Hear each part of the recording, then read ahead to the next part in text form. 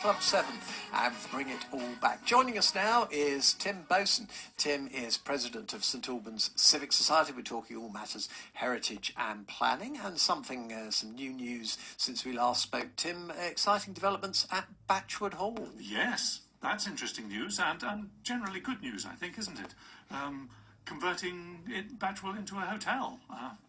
Yes, good start. And an upmarket restaurant, we're told. Not until 2025, but planning might be a bit difficult there, right? Oh, well, yes, it'll obviously, it's a historic building in many ways, Lord Grimthorpe's pile.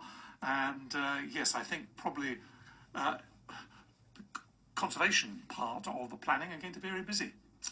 Yes, well, we'll watch this space on that one. Now, we're talking planning. Chiswell Green, there's some news on that planned development there, which is sounding good for the Keep Chiswell Green group, isn't it? Yes, I know. They've got a couple of big developments they've been campaigning for, and this is the Ragged Hall Lane, which the council have turned down the application for, I think I'm right in saying, 52 dwellings there, which is good news, but not the end of the story, because the developer has already put in an application to the Planning Inspectorate for review. Right, but this is quite, in a sense, this is quite a test case, if you like, because there are bigger plans in Chiswell Green as well, aren't there?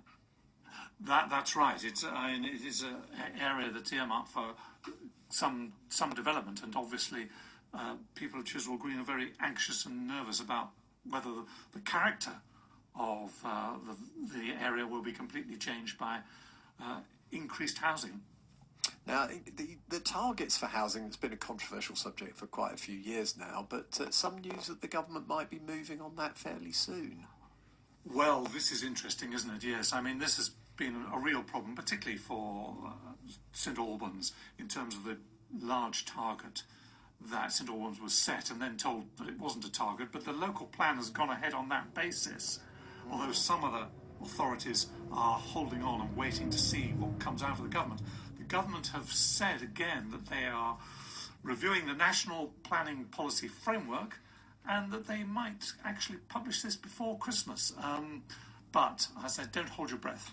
That seems quite sudden in a way, doesn't it? But if they did, it would at least provide some clarity. It doesn't necessarily mean our targets are going down, though, does it?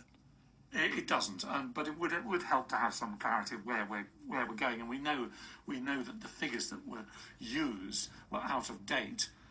There is enormous pressure, though, on all the political parties to deal with a housing problem, and I don't think it will matter even after the next election which particular shade of government we get. They'll still have that problem.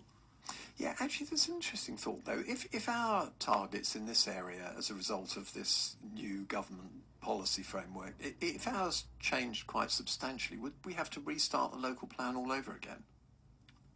Well, I think from conversations and what I've heard in various meetings, that it would be easier to remove identified areas for development from the local plan than add them. So I think the council will be quite happy to adjust down if that should be the case. But it's very unclear what will happen. And yes, the housing need will still go on. Yes, and some movement, not huge amounts on rail freight, right? Oh, the rail freight, yes. You may remember when we last talked about that an application for judicial review had gone in, and now I understand HCC, Herts County Council, and Segro, the developer, have made a response. So it is expected that a decision will be made as to whether there will be a judicial review early in the new year. All right, Tim. Well, look, stay with us. We'll be back with you in a little while. We're going to be talking about river ver pollution and something that's quite controversial, putting solar panels up in the conservation area. That's coming up with President of St Albans Civic Society, Tim Boatswain, a little later this hour. Right now, here's Elton. Tim is President of St Albans Civic Society. We're talking matters heritage and planning. And Tim, the market controversy yet again. Well, the market, as you quite rightly say, has been controversial with regard to the abandonment of the old standard stalls and the bringing in of gazebos and so on. There's been a bit of a row about the selling off of the old equipment that was used for the stalls. And depending on which side you want to take, the council are confident about the increase and bringing the numbers back into the market, whereas those who would like to see the old market restored are still feeling that things aren't what they should be. And the row arose over the selling off of the stalls, and in particular 3 tractors which were used to put the stalls in place. And there's an allegation that the council missed out and sold off the tractors for a song. They went to auction, and they have actually missed an opportunity, particularly given the budget situation with the council, missed an opportunity to get proper remuneration for those 3 tractors. Okay, valuing tractors must be a pretty difficult and probably quite subjective thing to do, right? But there we are. I think that's right. It's part of a symptom of really, or in a sense, it's a symbol almost of the concern about the market and its future. Okay. Now, solar panels. Some people, me included, actually find them a little bit unsightly. Now, there's a whole question about whether you can put them on houses in the conservation area, isn't there? That's right. I mean, to be fair, in terms of the modern solar panels, they're getting much better. Yes. And I guess in the end, you can, though they're obviously more expensive, you can get solar panels which almost look like a normal tile or slate roof. Yes, there is an application that's gone in for solar panels within the conservation area, and there's a group that's talking about it. The application is interesting because it's not only just conservation area, but it's also an Article 4 area. And you may remember Article 4 gets rid of the usual planning permissions, and you actually have to apply. So an application has gone in to put up solar panels within an Article 4 area, and it would be interesting to see how the council react to that. Clearly there are concerns about how solar panels look, but some of the London councils now in conservation areas are also allowing solar panels, and I guess what's happening is sustainability and reusable energy is trumping concern over the aesthetics for historic areas.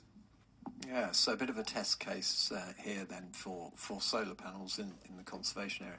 And some news, not good news, on the Ver just lately. Well, the Ver, yes. I mean, we've talked about this so often, Nick, and we know that the problem with the Ver has been the abstraction of water and the flow of the Ver, but it also, of course, it's had an enormous impact upon the lakes in Verulamium Park. And there was a big plan involving the Environmental Agency and various other, as well as the council of various other consultants, about how to deal with the problem of the silting up and the pollution of the lakes. Well, the Ver is running better given all the rain we've had, but there has been a pollution of some oily material, and it's not quite clear what the source of that is. There's been some action straight away by Thames Water, and the Environment Agency are looking at it.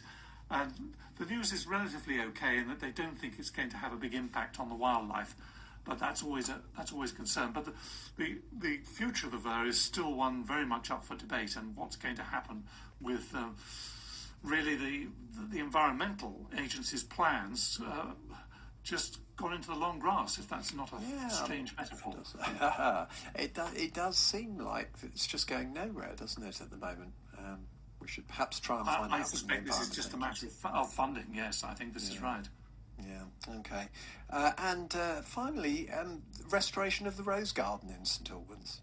Oh, well, that's a good piece of news. There is the Rose Garden, which is really to the north of the civic buildings. It's rather isolated and tricky to get to, and it's had a bad reputation in the past for all sorts of illicit things going on there. But it is rather lovely, actually, isn't it? Yes, and it was deteriorating in a poor state. Anyway, a voluntary group backed by the council, and there's a designer, Christine Graves, who has looked at it, and volunteers are restoring it, and I think it'll look fabulous in the spring and summer. So that's a really good piece of news. Oh, well done to the volunteers. It's nice to see a bit of community effort putting something back into our community life.